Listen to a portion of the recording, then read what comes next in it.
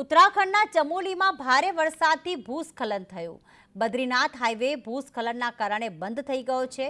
ચમોલીમાં ભારે વરસાદથી અનેક સ્થળે લેન્ડસ્લાઇડ થયું। નંદપ્રયાગ અને અન્ય સ્લાઇડ ઝોનમાં પથ્થરો પડી રહ્યા છે। રુદ્રપ્રયાગ બદ્રીનાથ હાઈવે પર મુસાફરી હવે મુશ્કેલ બની છે। અનેક યાત્રાળુઓને સુરક્ષિત સ્થળે રોકી દેવામાં આવ્યા છે।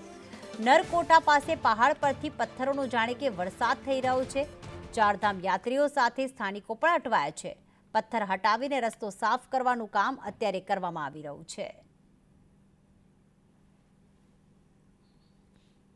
તો હાલમાં જે યાત્રિકો છે તે ફસાયા છે, સ્થાનિકો પણ ફસાયા છે। રુદ્રપ્રયાગ બદ્રીનાથ હાઈવે બંધ થતા ચારધામ યાત્રીઓ અટવાઈ પડ્યા હતા, કારણ કે પથ્થરનો જાણે વરસાદ થઈ રહ્યો હોય તે રીતે ભૂસ્ખલન અત્યારે થઈ રહ્યું છે। પહેલા ભારે વરસાદ પડ્યો અને ત્યારબાદ ચમોલીમાં ભૂસ્ખલન થયું। એમ્બ્યુલન્સ છે, યાત્રિકોની બસો છે તે હાઈવે પર જ અટવાઈ પડી છે અને જ્યારે પથ્થરો હટશે ત્યારબાદ યાત્રા ફરી શરૂ કરવામાં આવશે।